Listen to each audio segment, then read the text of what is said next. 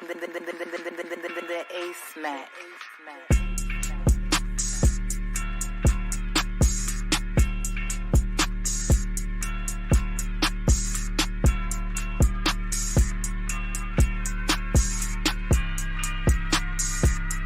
What's going on, people? This is Darius DC Chambers, host of What the Shit. Today we are doing something a little different. I have Miss Angela Marshall here for what I'm going to call the Chambers Effect. It's me and a guest one-on-one bumping heads about different things, but mostly her life and success. So first of all, please tell the people who you are and what you do. Absolutely. Thank you so much for having me. Thank you for the connection and just the opportunity to just share my transparency and my truth with your viewers and your listeners. Yay! I'm so ecstatic. I am Angela Marshall.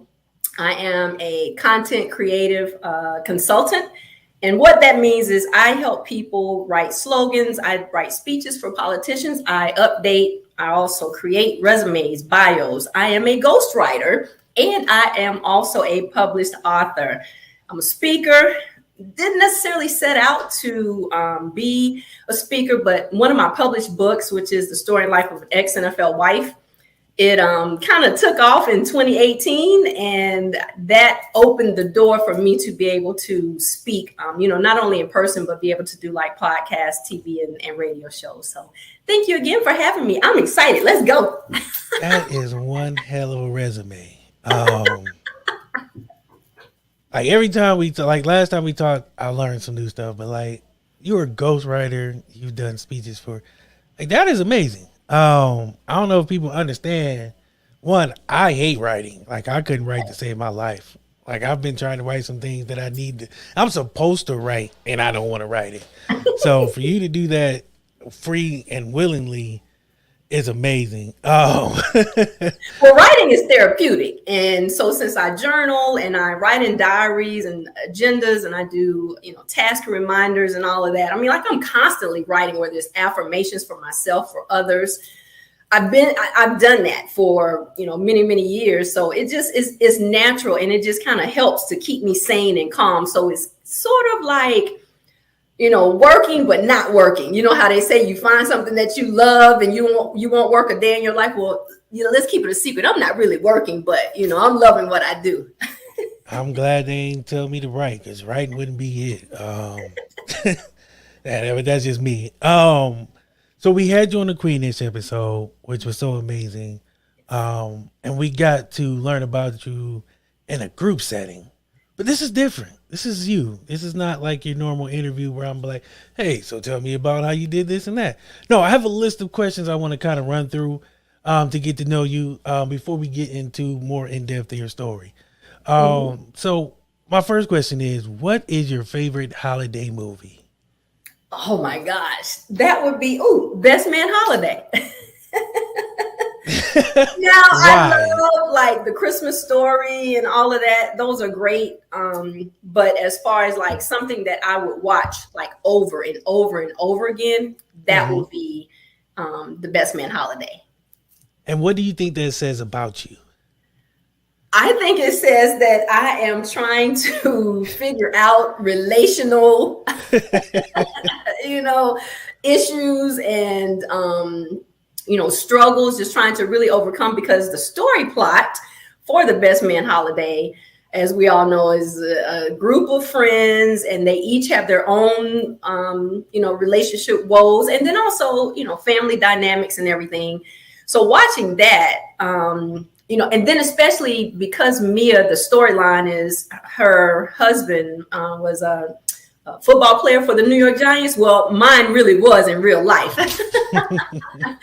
So not that that's why I watch it, but again, I love the actresses. I love the actors in that particular film. And it's just, I resonate with it. So that's usually how I pick any movies to watch. I feel like they kind of stole that storyline from your life, but I think you should tell them they need to run your money. But that's you think so? I feel like me knowing you, kind of meeting you and hearing the story, I feel like they stole it, but I ain't gonna say nothing because I'm not a lawyer, so I don't know. My next question is, what's an insult you receive that you're proud of? An insult that I received that I'm proud of. Yes. Well, I actually got rejected by a particular female podcast show that speaks to males only. But her topic, well, I don't want to say that because then I'll divulge it. Her basis was sports, okay? And so when I pitched her from the standpoint of, hey, I know firsthand from an NFL wife's perspective. So that's why I would like to, come on your show and maybe just give, some what do you call it? Like behind the scenes type. Insight.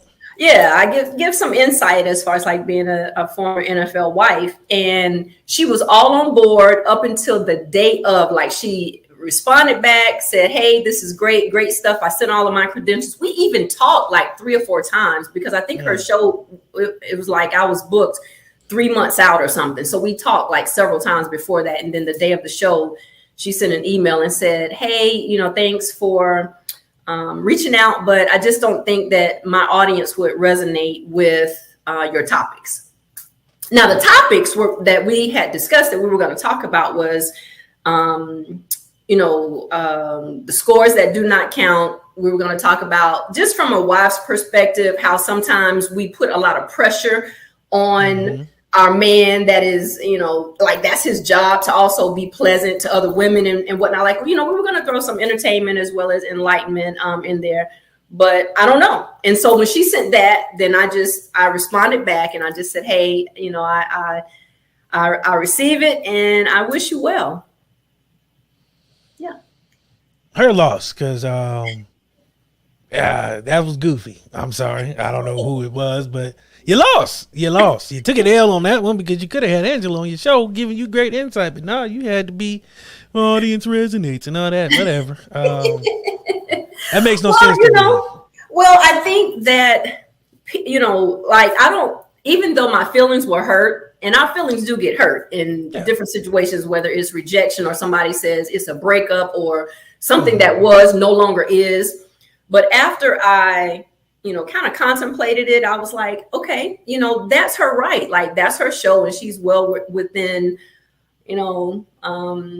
her prerogative to have me as a guest or not have me as a guest with absolutely no, like what she put into the email, it just was not enough to say, for me to say that I would not have been a great guest. I know I would have, but I try not to take it personal, and to just take it one step further. If she were to reach out again or our paths align again, I very much would enjoy a connection with her, because I think sometimes, we take a path and there's the alignment and then you veer off, and then there's other times where you take a path and you may not link at that point.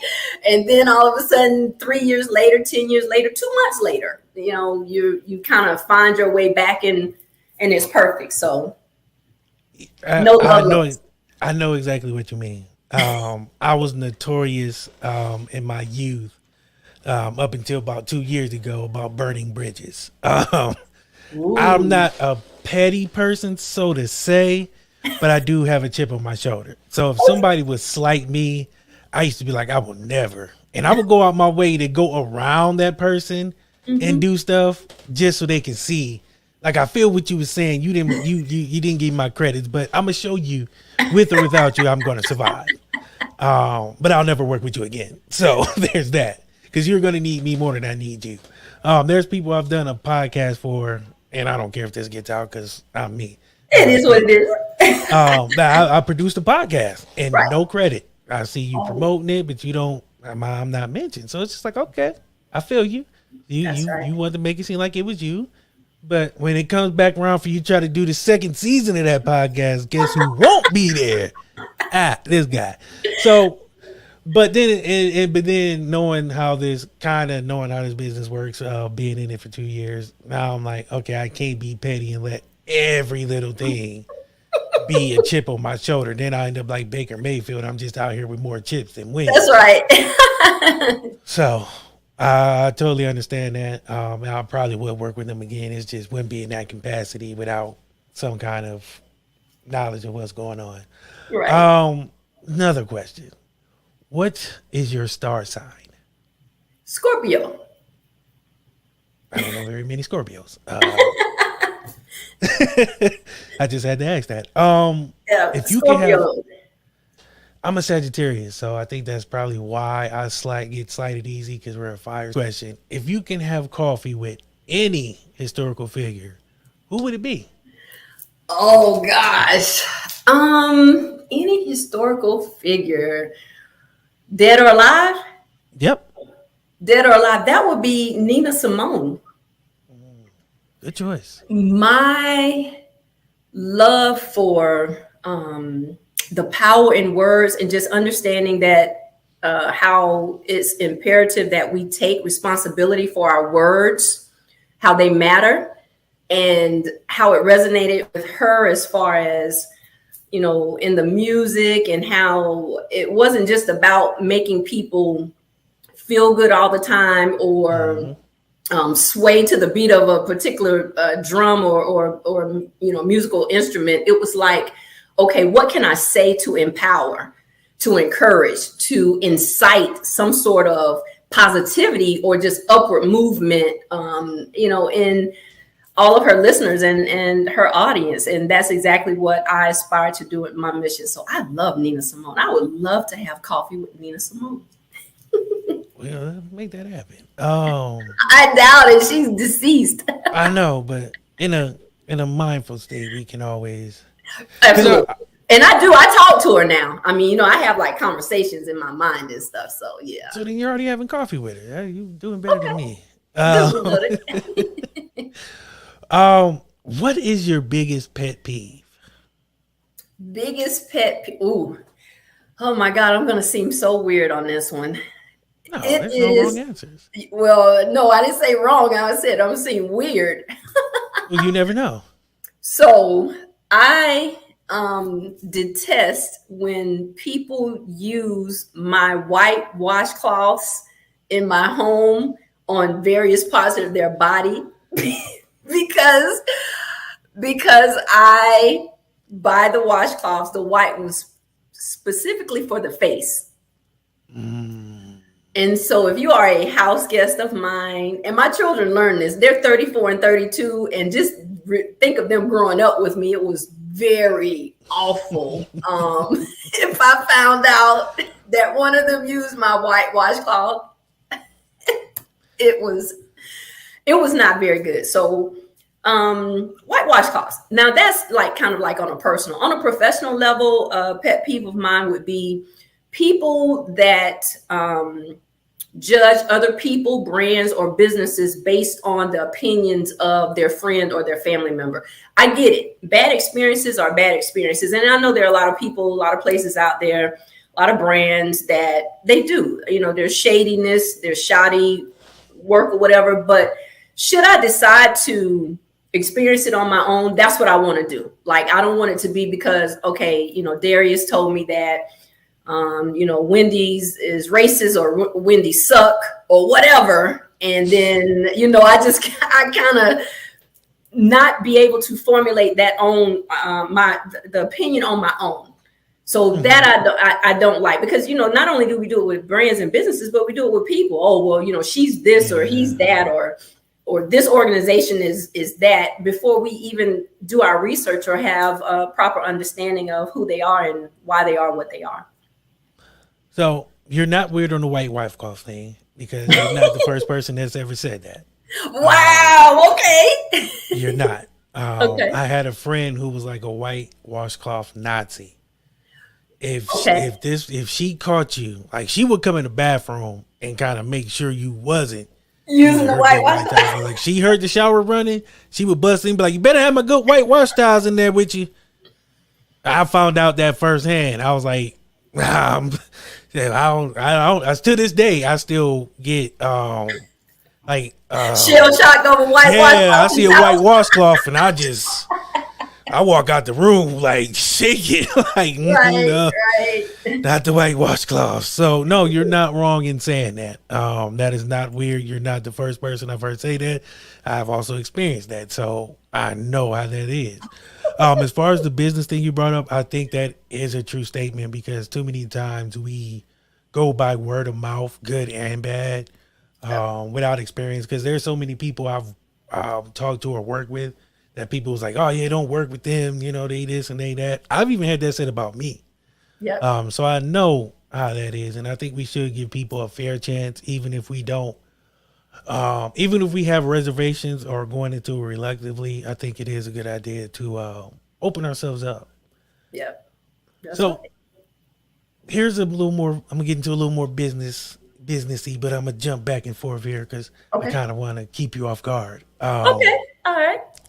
What is one thing in your success that you didn't expect? To be able to speak.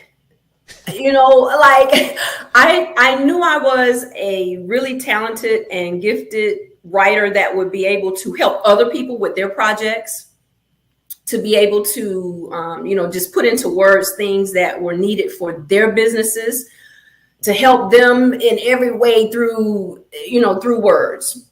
However, when I put my book out, again, I put my book out, The Story and Life of an Ex-NFL Wife, as you mentioned earlier, with the chip on my shoulder, because there were so many people that was trying to tell me what my life was like. So I decided I was going to write the book so then I could actually give my truth and my transparency. And I thought putting the book out there, people buy it, and then I just kind of go away, fade to black, be behind the scenes. But then it thrust this whole umbrella of being able to actually speak, which it was scary at first, but it's been so rewarding because meeting people across the globe, being able to just know that during my struggles to success and still in my struggles to success, I'm meeting people where we're all aligned. And so that gives me a greater understanding and love for people and just the things that, that they go through. It's just helping me grow so much. So speaking. Yeah. You got me because believe it or not, I'm not a speaker. I try, but I picture this me just talking to friends and family. So I think that's what makes it easier. Okay. But I don't know.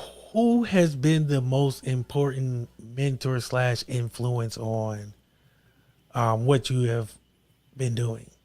Oh gosh, your question's gonna get me in trouble.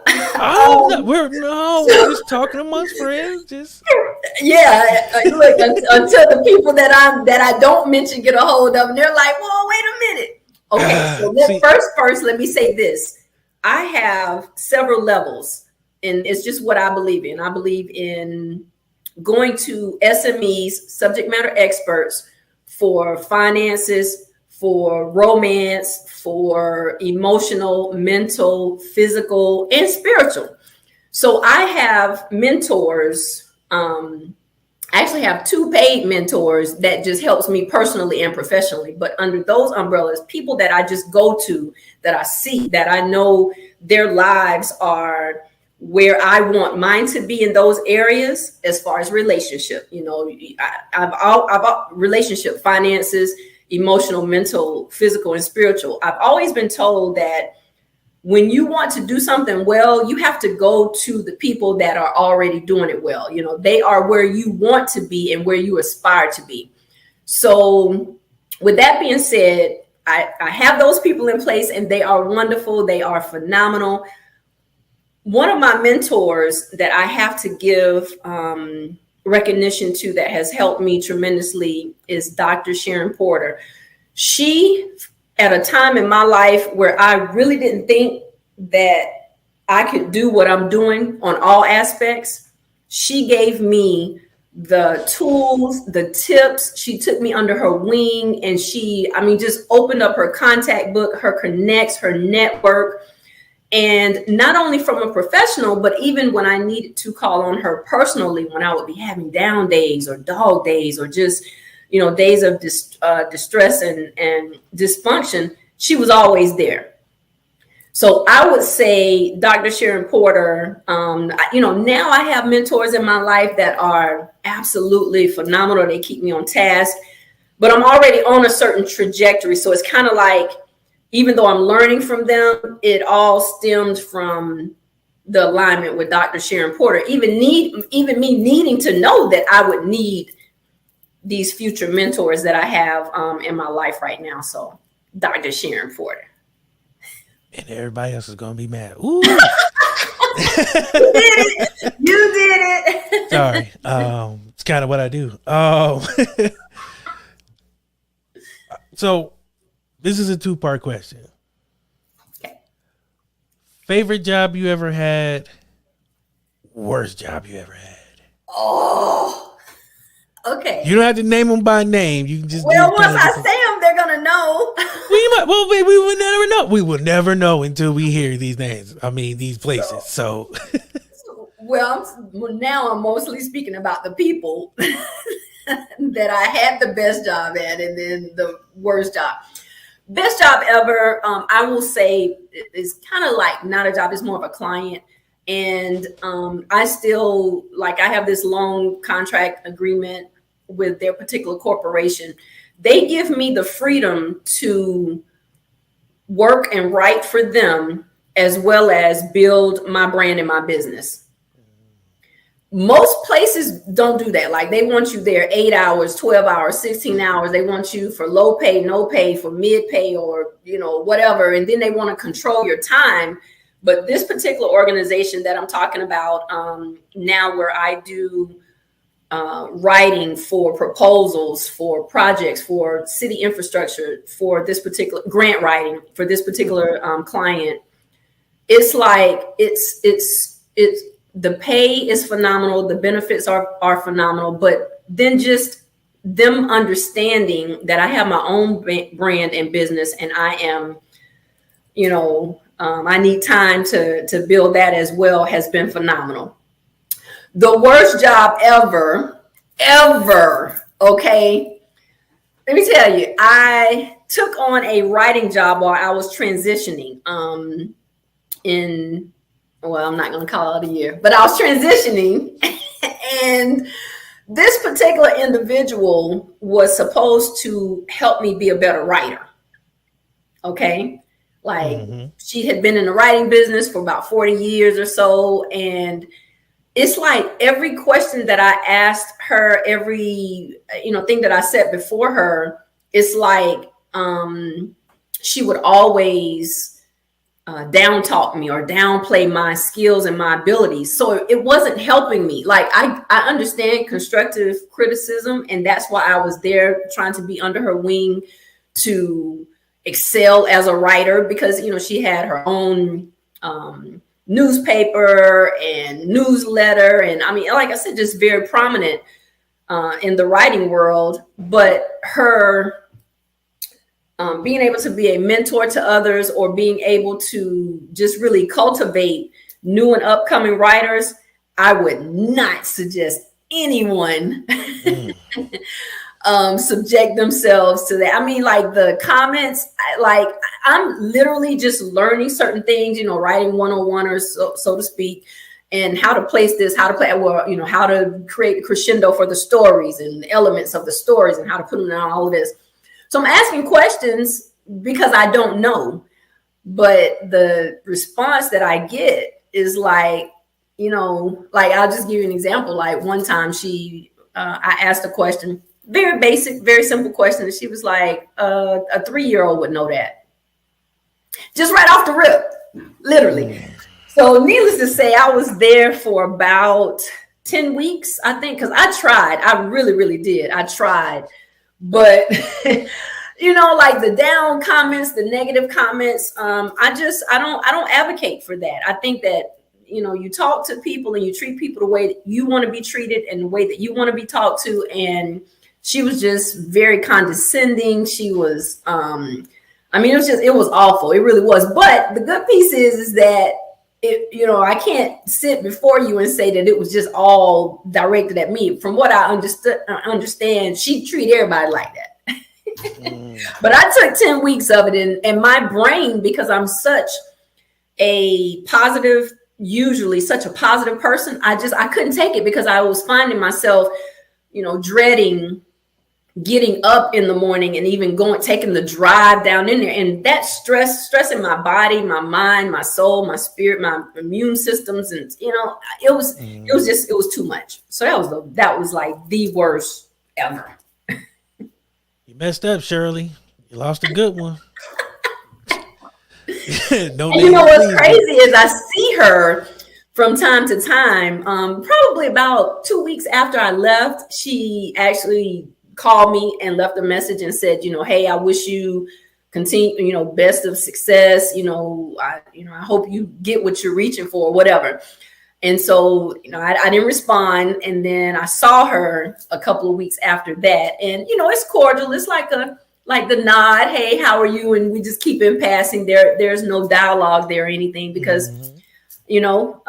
Really, I think my season was up, interacting with her business and her brand. And it was just time for me to just do something a little different. Now, with that being said, having an interaction with clients now and different connections, whether it's mentors, family members, friends, or whomever, I can absolutely take constructive criticism. I get that because that's the only way for you to elevate and for you to grow. Mm-hmm. But you do not have to belittle me, and I'm not going to belittle you, especially for things that, like you have the information and I'm just trying to get the information, but you're making me feel stupid about trying to get the information. Yeah, I think we've all dealt with people like that. You were better than me because 10 weeks wouldn't have been it. It was grueling, Darius. It was grueling. I'm telling you, it was days, I'm not lying, where I would go super early. I wasn't supposed to be there till like 10 till 8. And I would get there like 7:20, 7:30. And that's how long it would take me to sit in my vehicle, woosah, try to put all these affirmations in my brain just to help me get out the vehicle and go into her place of business. It was bad. It was really bad. Yeah, see, I've quit for less. I don't even know what I don't even know what a 2-week notice looked like. I don't even know how to write one. I think I've written 2 in my whole life, and it was because of my wife. My wife made me write it. I've quit without notice. I've wrote emails, and the next day I was gone, keys on the table.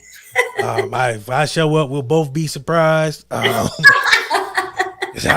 don't have it in me to stay somewhere where I know I'm not happy and I know I'm not going to advance. Yep. Or I'm like, why put myself through that?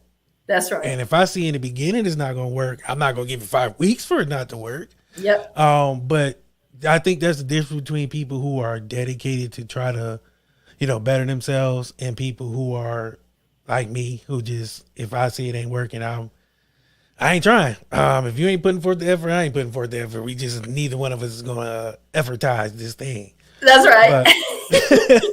But no, I think because you wanted to be there and you wanted to really work, but it didn't. But it also gave you perspective. Yeah. And it also gave you what not to do, going forward. So it's not a total loss. I think we can all learn something in either defeat or losses or just situations we know are bad, but we can also learn from those situations, the signs, what to look for, what not to put up with. So that kind of leads me into my next question. In your opinion, what's the most important personality trait or strength that someone would need to have to be in the field that you're in, kind of do the things that you're doing? Well, I don't know if I would categorize it as a strength, but it's definitely the beginning. And that's just the decision. Like you got to have choice because everything begins and aligns. It begins and it ends with that choice. So I have a choice. Either I will or I won't. Either I do or I don't. Either I can or I can't. But it starts with me saying I can and then putting the plan in place and then the strength to fuel it and the determination and, all of that stuff that comes along with being able to persevere. But everything to me begins and ends with a decision. So I'm not really sure. I guess that's like, deciding. It's an action verb. You got to decide. So that's like the first thing. And then I believe the traits and the characteristics build from there. And again, it's going to slide either way. So either I'm going to be lazy and I'm going to absorb in mediocrity and I'm going to continue to do it because it's a decision, or I'm going to go this way and I'm going to overcome, obstacles. I'm going to, climb this forever mountain and figure life out of this valley, scrounging my way out of this valley, or I'm not. So I think deciding is key. You got to make a choice where you want your life to go, what you want your life to be, how do you want your life to be. It all begins with you deciding. So for those of y'all who are watching or listening, she telling me jump your ass off the porch and get out there and do something, be somebody. She said it nicely. I'm gonna tell you, get your ass off the porch. It all starts with that first step. Some people be afraid to make that jump or that leap to do something different, to get out their comfort zone and be too stuck, and then the shoulda, coulda, woulda songs start coming out. It starts sounding like Brian McKnight and Joe out here begging for opportunities. Man, just jump off the porch, make a decision. Y'all heard what she said. She made a decision. She was like, I don't know if I can do this, but I'm gonna make a decision. We've all been there. That's right. The show, it's the same thing. Well, the thing is we have people asking us all the time, well, what was the process for you writing your book? How did you lose weight? How did you, get out of debt? How did you get married? How did you get, it's just like so many questions, but it's like the all-encompassing answer that people overlook is it's a decision. I decided I was going to go to the gym constantly or consistently. And it's not even about, to me, it's not about making a decision to where you are, you make the decision once and then that's forever it. No, people. It's you. Like sometimes some of my decisions and my life choices are minute by minute, literally, where I'm like, I'm all on board initially. And then all of a sudden I'm like, oh, golly, do I want to do that? And I have to really force myself and forge myself to be able to, complete whatever it is that I've set out to do. But again, I really believe everything, it still starts with that decision. And I can attest to that because Lord knows there'd be some decisions and some opportunities. I'd be like, I don't know. I just don't know. I don't know if I got it in me, kid. So yeah, it can be minute by minute, hour by hour, but sometimes you got to make a decision. Some people leave it up to chance, and that's why you stay stuck. That's why you stay stuck. I know people there's the various religious beliefs, and it's like pray.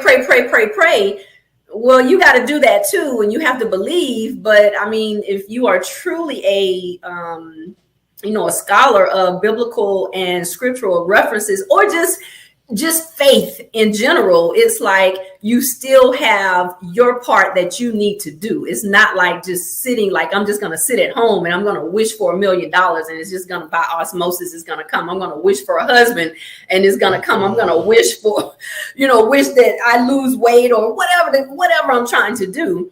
It's just not like there's a faith component and then there's an action component. And then the two create and they align you with what you want. And that's what so many people forget about, because it's like, oh, yep. Oh, I told her to pray. Okay, but what else did you tell her to do? And not saying, and I'm not trying to diminish that, so this disclaimer, y'all don't be writing comments or be sending Darius note, about I'm an atheist or whatever else. Nope, not at all. I believe, and but I just also know that there's two parts to it. There's the do, and then there's the believe. There's I'm pretty sure, because I always butcher quotes, but there's a quote somewhere in the Bible: faith without work is dead. Is dead. But wait a minute. You see how blunt that is and how specific. It didn't say it might be dead or it may or may not work. It says, bam, believe it or not, if you have faith and you don't work, it's not going to work. Bottom line. We didn't make, I didn't make it up. Take it up with the creator. Yeah, he knows my heart. He knows every now and then I might quote something, even though I don't always follow. But he know where I'm at. So right. at what time of the day do you feel most productive? Ooh, 5 a.m. Yeah, 5 a.m. So from 5 a.m. till until about maybe 6:30ish, I guess. And the reason why I say that is because from that time, what I'm doing is not professional work related. It's all personal. So being able to affirm myself, my day, my family, my friends, just different things that I want in my life. Not only that, being able to just decree and declare prayer time for myself, for my friends, for my family, and then just becoming a better person, because within that time, I'm also, trying to make sure that everything that I'm sending out, that it's high vibrations, is high energy, is good vibrational, productive, progressive, and positive, energy, not just from myself, but also just putting it out into the world. So from about 5 a.m. till 6:30 a.m., that's my most productive. I think I'm kind of in the same boat. I used to get up at like 3 in the morning every day because nobody's up. I guess that's the golden hour, the twilight hour, whatever they call it. Right. Right before the sun comes up, Mm-hmm. before everything starts getting crazy. I would get up, drink coffee, and relax for a little bit before everything got crazy. Mm-hmm. And I was doing that for a while, and then I just stopped. So I'm trying to get back to it because I realized that when I get up that early, I felt like I was achieving so much more. People were like, why you get up that early? There's nothing going on. I'm like, because that's me. Right. That's my time. That's right. That's my Well, time. and then, Like, I think what's really lost in translation is people think according to, what they have next. So it's like, okay, well, I don't have to be at work until 8, or I don't have this client till 8. So I can get up at 7. I can take a shower. I can cram all of this, and then start the ticks of my clock, 8 o'clock, and it just goes on. But then, we all complain, or most of us complain, or the world now is complaining, like self-care, self-awareness, self this. And it's like, but just like the time you find to do everything else that you want to do, you have to find that time for yourself as well. So if that means, you got to get up an hour early, 15 minutes earlier, 30 minutes early, or whatever that needs to look like, that's what you do. I mean, I know that's cliche where they say successful people get up between this hour and that hour. But I think success is whatever you capture it to be. So if that means you're more of a 8 p.m. to 10 p.m. person, and that's when you do your affirmations and you do your whatever it is you need to do on the reverse, no two people are the same, and definitely no two success roads, no matter how carbon copy they look, they're not the same. It's just that person took something, and from Jim Rohn or E.T. or Oprah, whomever, and then they built it. They made it their own, because that's what I'm in the process of doing now. Like, I listen to a lot of great people, from local to national to global to international, and love them all. But you'll be crazy trying to emulate and imitate every component of another person's schedule. It's just not gonna happen. yeah, because I've seen some crazy schedules where it's like down to the second, and I just be like, dog, you better than me. You must have a great team that just keep you on it, because I could be doing some editing stuff. I get tired and look over and like sports or something's on, and that editing go by the wayside. That's right. And I'll be like 5 hours later, be like, what was I doing? Okay, let me try to jump back in here. So I've tried to make a conscious effort to stay on task, because I do have a lot more going on than I had before. So it's having a schedule, to me, seems goofy, just because I've never stuck to one. Yep. Exactly. So it is a challenge for people who haven't done it. So I commend you for having that discipline. I'll call it discipline, because a lot of people don't realize it takes discipline to set a schedule the night before and stick to that schedule the next day. All about decision, remember? Yeah, decisions and like discipline. I decide to have the schedule, and then I decide to do it. I decide to,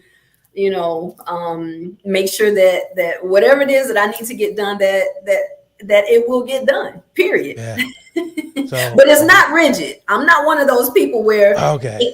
where, like if something's interrupted or I'm throwing a curveball or someone were to say, hey, can you do lunch today, just to kind of, reconnect and reset, where I wouldn't be able to move my schedule around. Like I don't operate like that. I mean, of course I try to be structured and organized to the best of my ability, but I'm definitely a here and now person. I was gonna ask that too, because I know there are some people like that where their schedule is the schedule, and if you ain't on it, you ain't on it. Like everything is scheduled. Yep. And if something of curveball comes, their whole world just blows up, and that's just too much anxiety and stress.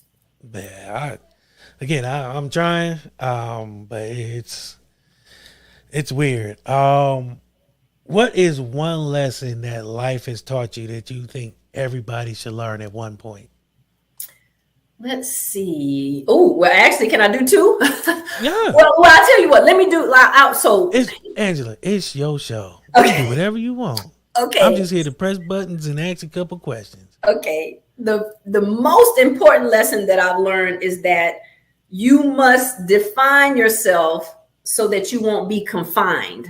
The freedom in being able to be you in all areas. I'm not talking about breaking laws. I'm not talking about, anything outside of the norm. But with my listeners, you might want to you got to put a that's right. disclaimer on that. Yeah, I'm not saying go and speed through the red lights and go hold up. None of that. Come on, positivity, people. That's right. What I'm saying is, just if there are certain things that you want to do in life, certain things that you want to accomplish in life, but your circle or your normal friends that you hang out with or whatever, they may think is nerdy or is not as dope or whatever. It's like at some point you really have to understand your happiness, and then you have to follow the path for your happiness. It's not that you still can't be friends or you can't consort or converse with certain people, certain organizations. It's like, just do whatever it is that's going to make you happy. And that, again, there's that word decision. Like, you have to really make a choice that I'm going to define what my life looks like for me in every category. That's physical, appearance, is spiritual, is mental, is emotional, financial, because a lot of people think that there's this one number. Oh, I got to have 6 figures, 7 figures, 8, 10, whatever, just because that's everybody else is saying it, whether it's celebrities you're watching on TV or you've heard something on the radio or whoever, your friends or your mom or your dad or people have told you this is the only route.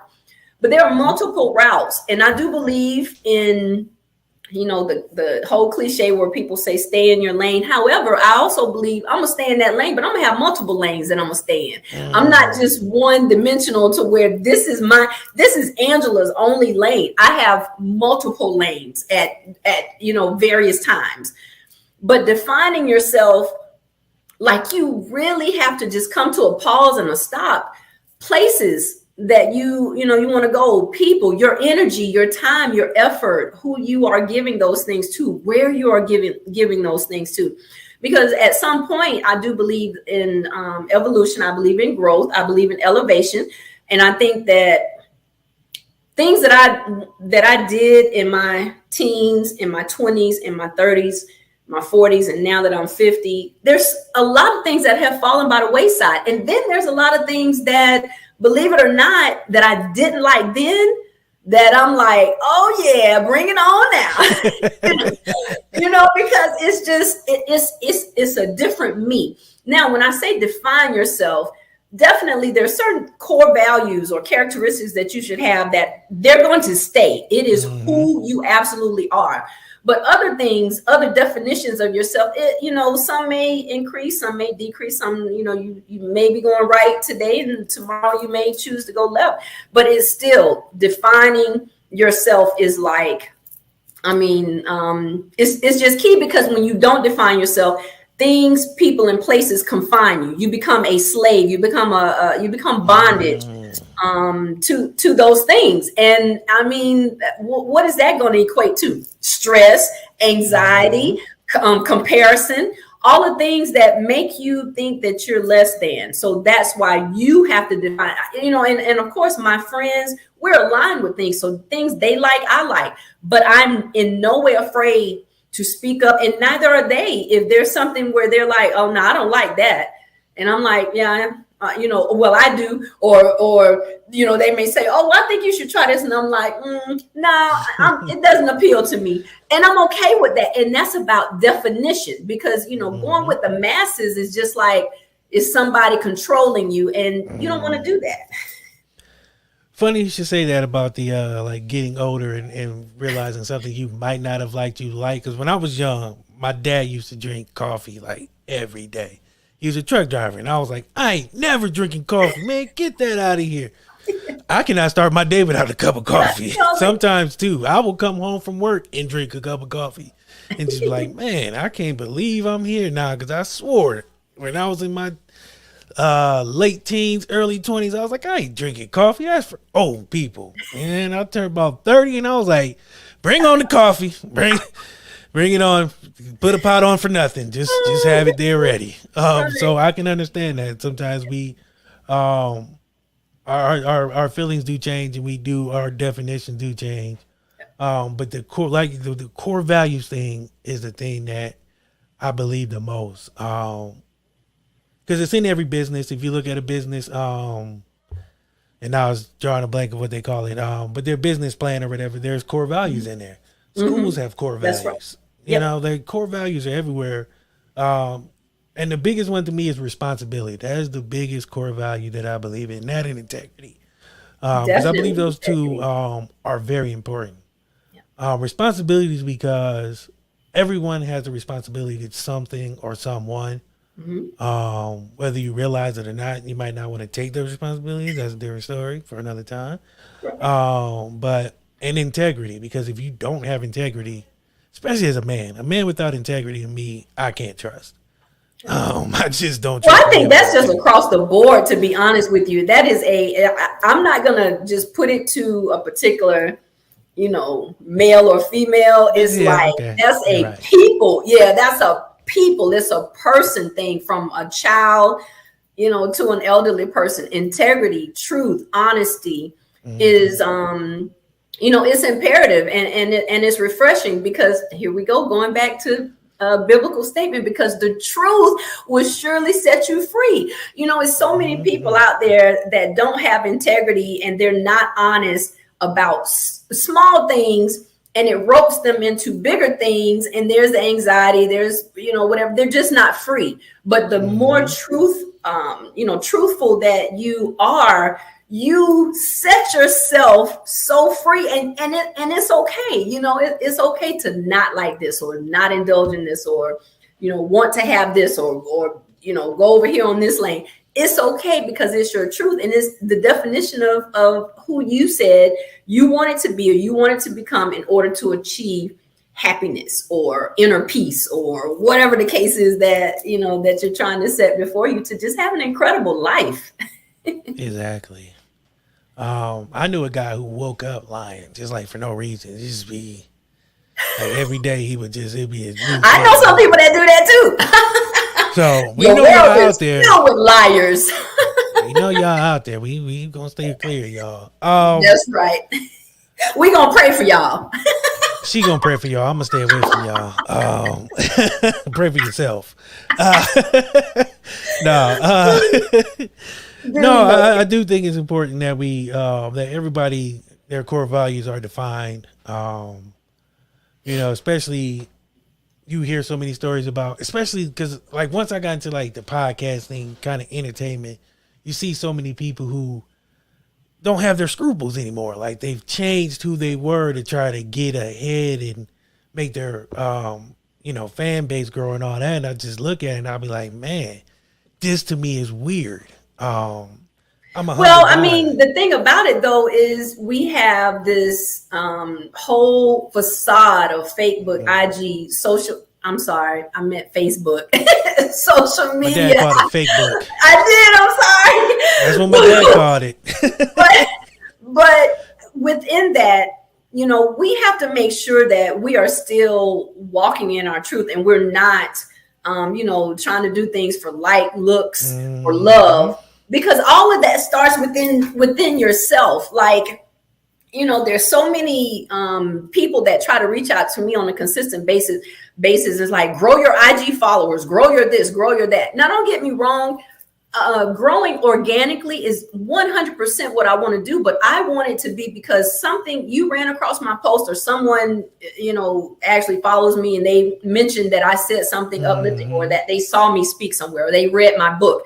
And that's why you are following me. I'm not trying to have a number, an astronomical number, and, let's just say 5,000 followers, 50,000 followers, but 49,000 of those don't even interact on my page, don't know what I post, don't care about what I post, because either I paid someone to inflate the numbers, or they just kind of, maybe they've integrated some other kind of way. I want to truly be impactful. I don't want to be one of those speakers or writers that, like, the money becomes bigger than the moment, because I truly believe that money is going to come. It is a law. Okay. When you give, you receive. You cannot outrun it. So whether it comes in a little, it trickles in a little, or it trickles in a lot, or, whatever, based on my effort, or based on this or that particular, project, or whatever. But I really want people to be impacted by my story, by my words, by my writing, by my work, and by my worth of being able to help them to have a really, really great life.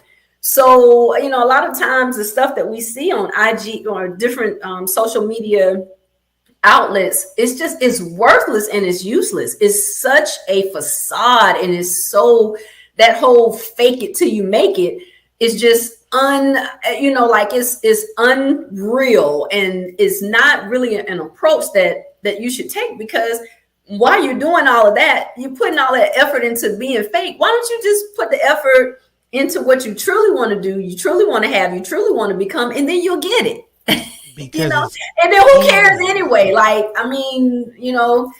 9 times out of 10, the majority of the people who you're trying to stunt and floss and whatever else for, nobody cares, because they're stunting and flossing too. Their life is falling apart just like yours is. Yeah, ain't that? Again, I've seen it. In this doing this for 2 years, I've met a lot of different people. Yep. And I've been able to read them from jump, because I've had that discernment to be like, okay, you not as real as you say you is. Your page don't reflect what you're saying you're doing, or how big you have it. So none of that like appeals to me. Like, I have a guy that I worked with, and like he was always like, this person doing this and this person doing that. I'm like, but we can do that too. They only thing they're doing is the work. Yep. And they've been doing it longer. Yep. So I'm not in a rush to race anybody to try to get status, because like you, I want to build organically. I get those same messages like, hey, and they're all from India. I don't know. Yep. They're all from Bangladesh, India. And I'll be like, as soon as I see it, like, you know this person. I don't know you. I'm not answering. No, I'm not responding to nothing, because I don't need you to buy me likes. Like, that to me is just like, is it worth it? Yep. Like, and that's not why we're in it. We're not in this thing, just for this inflated fame. Like, we're actually in it because, okay, you have a podcast, you have, resources, you have information that people need, that, that has helped you to grow. So now you're like, okay, well, let me help this person grow. Let me help, exactly. the transparency. And again, everything that you want is going to come. I believe it. I'm just going to keep working and doing what I know how to do best, and that's work. That's right. Because I like I said, I know I have people who I've worked with personally trying to do these extra things, or it's like monkey see, monkey do. And like, I don't really get into that. I don't Google. Like, I've met some celebrities, and I just be like, man, these are like, I want to get to know that person on the personal side. Like, I don't care about their status or none of that. Like, yeah, that's cool that I can say like, hey, I talked to this person, but right. I like the personal level. To me, is what makes it more enjoyable. Absolutely. Like, because I hate TMZ, and I say this all the time because I don't like hearing people's stories third person, and then it ain't always fully true. Oh I've yeah, always media been, is the worst. So eh, I'm sure your audience and your listeners know that by now. They are the absolute worst. You have to really, don't have a monkey mind. And oh, I'm sorry, can mhm. I say that? Yeah, you say whatever you I want. want to offend I don't. We have to learn how to control our thoughts, our minds. Hmm. For what we're receiving and what we're allowing into our minds, into our heads, into our thoughts. Now, again, news outlets, some of it is information, is good information. But even still, you have to take that information and then you have to really internalize it and process it. And then, you in some way you make it your own. So either, you're going to say, okay, that was good information. How can it impact or affect my life? Or that was information and it was just entertainment, and I'm just gonna let it fly. But so many people, I mean, they're just like, ooh, MSN is God, Fox News is God, it's law, because they said it on this, and that's Yeah. so that it has to be the truth. And I'm not saying whether it is or it isn't. In my experience, especially when my ex-husband was in the league, just knowing certain stories that they would try to fabricate to pit other players against other players. Hmm. And I'm like, well, they were just over at our house like 2 nights ago. We good. What are they talking about? you know, Yeah. so you have to be very, very careful. It's that whole he say and she say. My grandmother used to say, and I followed suit. Now that there's his story, there's her story, and then there's the truth somewhere in the middle. Hmm. I've heard that because I've heard other podcasters even try to do that. Like, I like, people don't know me. They know what I want you to know. That's how I am. Like, you'll know what I want you to know, and that's it. You'll see whatever you see on the screen. That might not be me all the way. Just because I've learned that too many people try to use things against you, or like you said, they're pitting like other podcasts against other podcasts, and I've seen it. Yep. This beef, this here, and then somehow DC got involved. Like, I don't talk to nobody. If I'm talking to somebody, it's either because I want to work with you, or I know that you're not on no BS. I don't do drama, all that nonsense. It's a waste of time. If it's not either helping me network and grow or making money, I don't have nothing to do with it. Absolutely. So I said that the other day. I said, if it's not making you moments, memories or mhm. money, or let's throw another one in there, meaningful connections. Yes. Not just, you trying to connect with somebody because, this person can do this for me. Like, you got to really be authentic and original nowadays. And a lot of that has been lost in translation. But if it's not doing either one of those four things for me, I don't align with it. There's just no reason, period. Like Kobe Yeah. said in one of his interviews, you stay over there with that. Yeah, I don't need it because it's weird to see that people trying to align themselves with people because they feel like they're gonna help them out, and it's just like, but if you help yourself, you can say you did it without them. Eric Thomas, you brought him up earlier. ET, the hip ET, hop preacher, one of my yeah, favorite people. I love a lot of his work, and he said something about building the table. I don't need your table because I'm too busy over here building mine. And to absolutely. me, that always resonates because when I started, I wasn't giving a lot of seats at a lot of tables. My personality is kind of abrasive, so I was like, forget it. I'm gonna build my own table. And I had people like, no, but we can do this with them. I was like, no, I'm not begging nobody to sit with them. I'm gonna Absolutely. make my own connections, get my own people, and I'm gonna have fun doing it. Yeah. So that has led me to be able to meet wonderful people like you.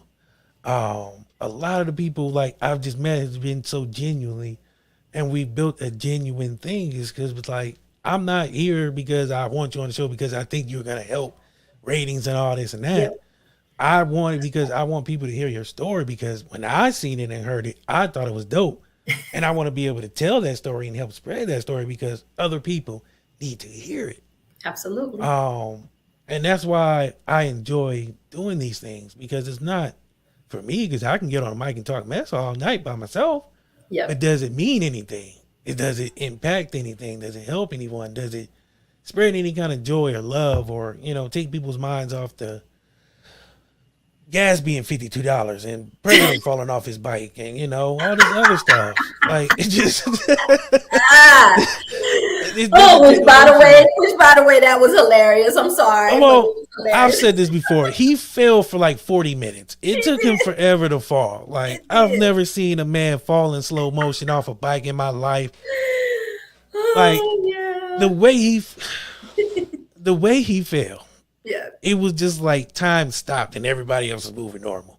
Yeah. And he's just like, falling and grasping. It was like the Lion King when Mufasa died. It was just like, well, this dude just fall already. Like, God, dog, get it over with, man. Just rip the Band-Aid off, fall and get up, man. Nobody noticed.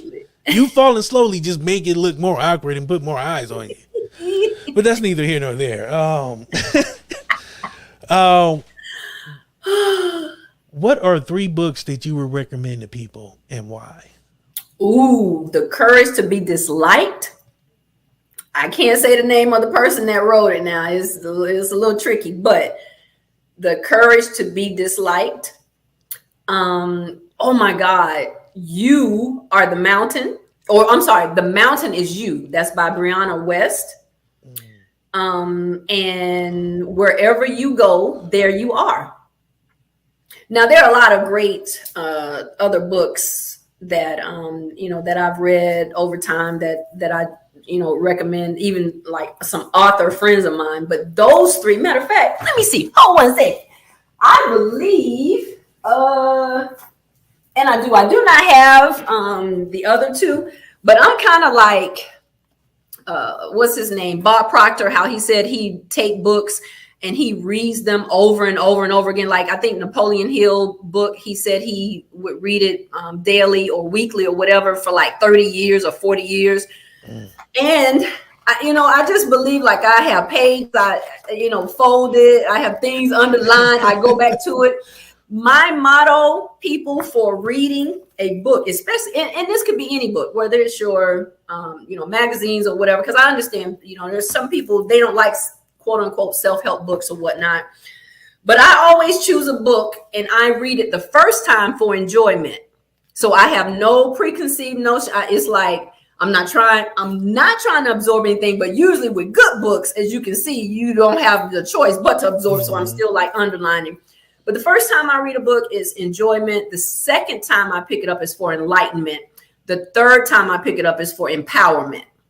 So I'm always trying to, now on this journey and the path that I'm on, I'm trying to better myself in all areas. And I found that wherever you go, there you are. This is a book. This is my 3rd time reading it. That's why I actually have that one on me. The Courage to Be Disliked. It just gives so much information that not only helps you see, why you think the way you do, but then also the other person's perspective about you. And then how just piece everything together. Phenomenal read. The Courage to Be Disliked is really a phenomenal read. And then The Mountain Is You by Brianna West is phenomenal at all costs, because I think anytime that you can take away the point blame me finger, and you're always trying to say that this person, this thing, this place, this circumstance is why I am the way that I am, or let me say this, why I should stay the way that I am. Because I feel like there are a lot of things that they cause you to behave or to react or to guard up, guard down, whatever. But the decision to stay that way, to stay in a funk, to stay, angry, bitter, or whatever, or in a rejected state, it's entirely up to you. And her book is phenomenal, how it breaks down about a lot of things that, just taking that blame game out. And so that's why I'm trying to just read literature that is really going to help me process me first, because I can't process you if I don't know about me. you know, and then I definitely can't have a victorious life if I'm always thinking that, you know, you're the puppet master and you just have my emotions and you got control over my energy, you got control over my time, my body, my mind.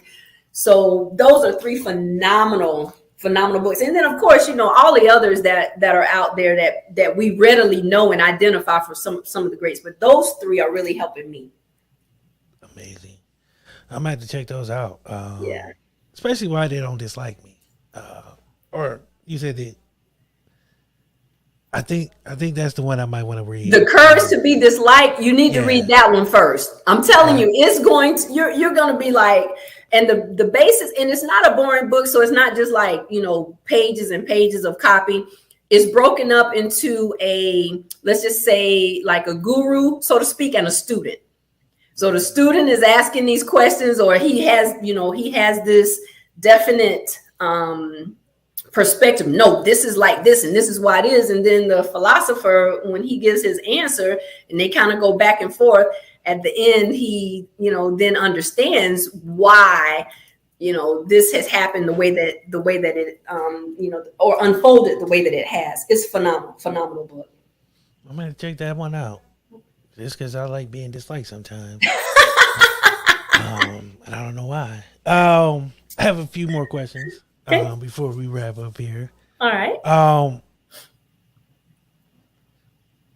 This one's a little different, more off the wall one. What is your favorite color, and what do you think it says about you? Green. And what do you think that color says about you? Money, power. Say no more. I got money, power, wealth, significance. Think about it. When have you ever seen a person, I don't care, male or female, I don't care what size they are, and they have green on and they don't look good in it? Green. Yeah, I mean, yeah, I can. Green is a definite color that is like, it's kind of like black, but black to me represents like, it could be dreary or dark or whatever.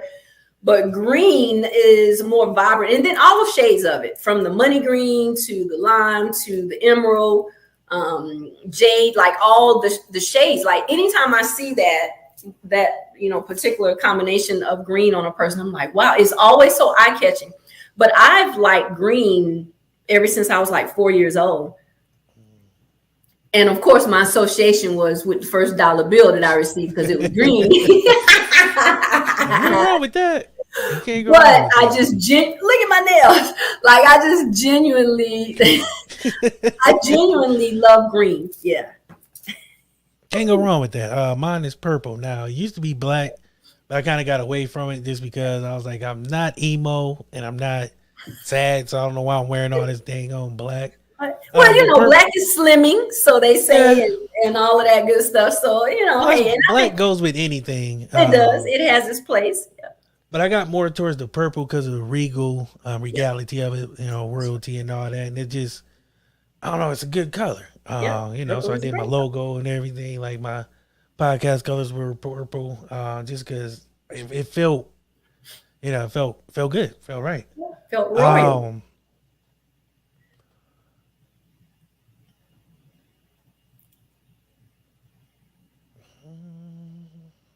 There was another question. Just come with it. Oh well, no. It was just if there was another field that you can try to be in, what would it be? You know, besides bartender. Well, you said that one right quick. Why? Bartender, mixologist. Well, for one, your girl is pretty nice with mixing, you know, mixing liqueurs, whether it's the cognac, the vodka, you know. I tease with some of my closest friends, and I tell them that truly towards the relaxing part of my life, I'm never going to call it retirement, because what I do, I love. So I believe I will be doing it until I take my last breath. So towards the end of where I'm truly relaxing a little more and, you know, not doing the writing or the speaking, I always talk about opening up this tiki bar. This tiki hut, and they're like, where? And I'm like, I don't know. I'm just gonna choose an island. I'm gonna be that older, distinguished lady that's going to be mixing up drinks, meeting people, still having the voice to be able to talk and just tell my story and hear other people's story, and have that tiki bar. True story. I used to bartend. Okay. I was working at a bar some odd years ago, and our bartender like left early, so they was like, "Hey, go back there and do it." So I was like, "Okay, whatever." So like the first time sucked. I was over pouring, and it was bad. But as over time, I realized that job is kind of relaxing. If it's not a lot of people, because you get it's sort of kind of like this without. Well, it kind of is with the drinks, but it's Sunday, so I'm not drinking. But, it's therapeutic. It is, because you get to hear so many different stories, and you meet people, and for some reason people start drinking and they get more talkative. Go figure. So I would just be back there pouring drinks, and people would be telling me their life stories, and it's just like, this is why in those old movies, those bartenders knew everything about the town. Especially the smaller towns, because everybody get drunk and start telling everybody who's. Think about it. The 3 B's: bartenders, beauticians, barbershop. That is true. If you need if I was a cop, them would be the 3 places I go first when I need information. I'd be like, I hit up the salon, I hit up the barbershop, and I hit up the bar, because those places, they gossip. Like, they have so much, especially in the smaller towns, because there's not a lot going on, and everybody know everybody, so that's where all the juicy gossip is at. So that's actually what this show started out to be, was sort of like a man cave, a barbershop type place for everybody to come talk. So it's full circle. Absolutely. One last question. Okay. Actually 2. Okay. Is there a question you wished I asked that I didn't? Let's see. No, this interview by far has been the most off the cuff. Now, I never get canned questions anyway. Like, people will tell me, they'll say, okay, well, we want you to come on and we want you to talk about this, this, and that. And then every now and then they may throw something off color or whatever at it,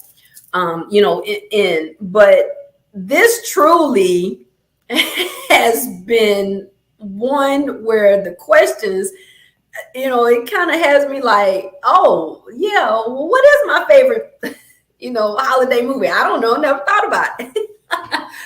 So no, I don't, there are no questions. I think it flowed the way that it need to. And I have immensely enjoyed it. So thank you. Well, thank you, because you were actually the first person to do this style of this show. So I'm number one. you are. So new series that I'm starting, like I said, it's going to be, I thought about it before, and I was like, I got a lot going on, so I don't really want to do it. But then I was like, well, I have a lot of people who can't do a Wednesday night normal show, but I still want to be able to talk to those people. Right. So this is what I'm coming with. I'm coming with this style of me and that person, or if it's 2 people, I have a sister duo next week that I'm doing this with, who they started a vending machine business, but it's a visual one. So it's like a touch screen, and they do advertisement on it, and the whole 9.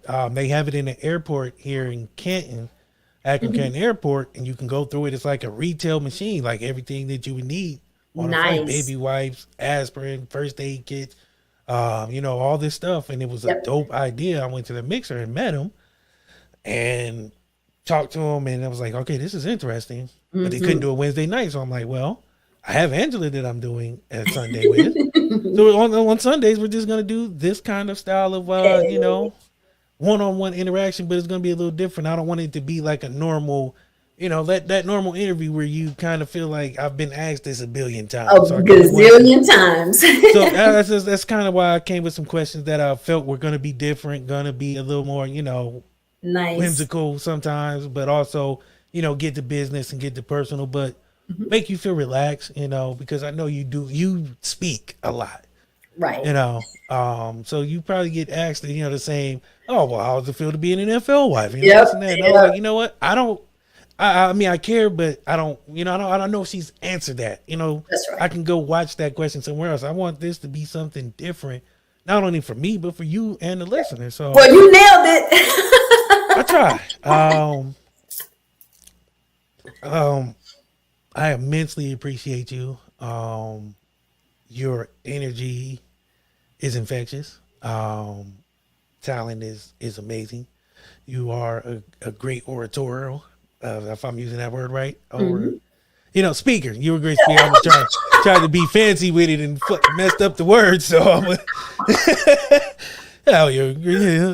but no, you are. And I appreciate you for your time.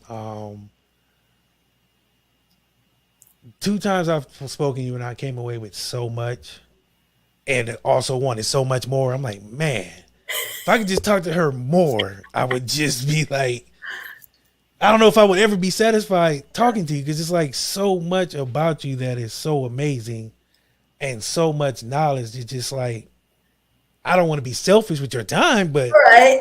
I'm like, man, if I can just, few more times, I might be satisfied. But Well, that's a great thing. And it's an amazing feeling for me when I have people that are like, I want to have you back on the show. Or I was going to say that. I didn't want to. Let me tell you the funniest though is the people that have those 15-minute shows and they're like, no. Well, it's power packed and, it's all they really need is 15.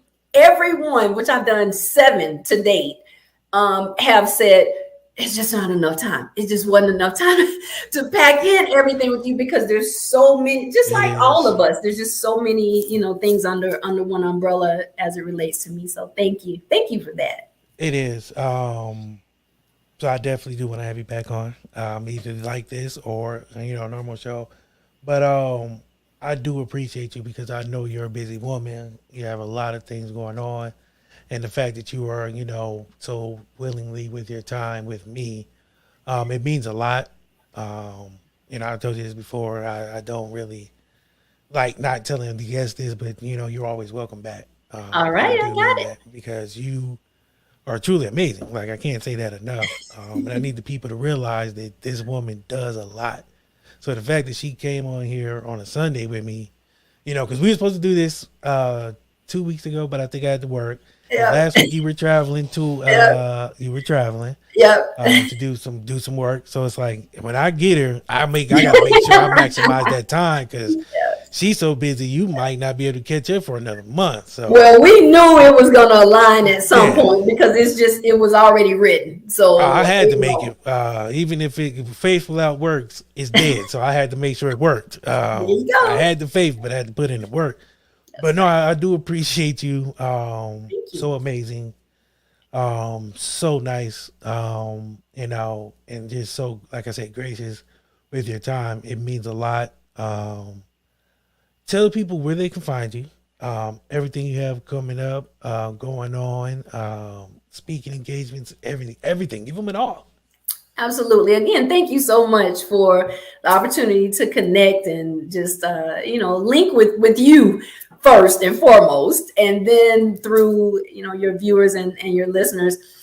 My website is www.inotherwordsbystone.com.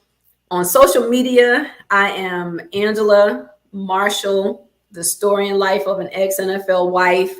You can get me on either one of those. I'm on every social media platform known to man. However, I'm not on where I sit on because I don't have a life. So I'm just going to put that out there. Like, some people feel like when they reach out to you or they leave a comment or something on a post, like you're supposed to respond like right away. I'm not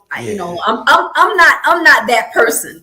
And I'm not going to say I'm not impersonal, but I'm just, because I do, when I respond, it's truly me responding and trying to connect with, the people that my post or whatever has resonated with. So every social media outlet, you can get me either Angela Marshall or the story and life of an ex-NFL wife. Right now, my speaking events are starting to pick back up because of course, with COVID, that kind of took things to a standstill there for a minute. But right now, I am actually opening up my book for November, because I'm booked up until then, but November, and then, into 2023. So I can do a number of topics. If you can just go to my website, that it will kind of give you a snapshot or a summary, or you can just reach out to me. The email is on the website, and I can send you all of my credentials. I don't just talk about the story and life of an ex-NFL wife. I also talk about entrepreneur life, since I am an entrepreneur with my business as a creative content consultant. I do resume training. That's another little feather in the hat, so to speak, why it's important to make sure that your resume is complete if you are out there, looking for work, or just looking to update your resume. So I can be found, should I say, on any outlet, or you just go to Darius. He'll hook me up. He'll connect us. He'll link us. Definitely will. Again, I appreciate you coming on. This was the first of the Chambers Effect, an in-depth, off-the-wall conversation with friends. So, as the first person, first of all,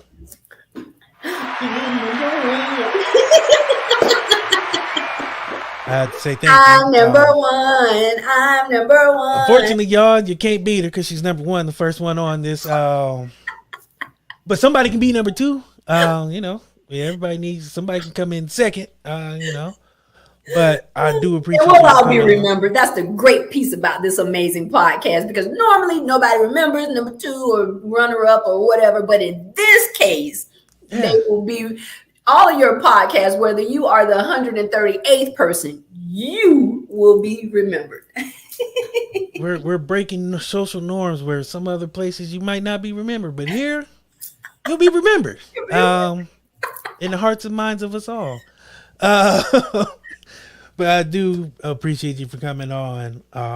Again, like I said, for those who are wondering, if you're listening to this, it's probably already airing. But you can also find me. Well, you guys know where to find me at. I'm not about to. This ain't about me. This is about our wonderful first guest to the Chambers Effect, Miss Angela Marshall. Make sure you guys get in touch with her, or I can put you in touch with her for all your needs. She's a wonderful get. When she is not busy, you guys better get in them books and make sure you're on it, because I got lucky. It took me 3 weeks, but I got lucky. But as always, I do, like I said, I appreciate you for coming on with your time. Like I said, your knowledge, your just effervescent personality. I enjoy it. Thank you for being part of Queenish again. For those who guys didn't see that, she was a part of that amazing lineup of women on Queenish. Definitely going to be doing that again. I hope so. And then there wasn't enough time for that. I know, and then we had so many women that were just. It was star-studded. Great conversations. And the moderator was phenomenal too. We want him back. It's up for debate. I know y'all said y'all like him, but I really don't. So I don't know. He already cool, but I don't know. But he'll be back. But no, I do appreciate you. Thank you. And that is it for the first episode of the Chambers Effect. An in-depth conversation off the wall with friends. As yes, Angela is motioning, she was number one. We'll be doing this again. We got the Brown sisters coming on next for another conversation on the Chambers Effect. Thank you guys, and good night.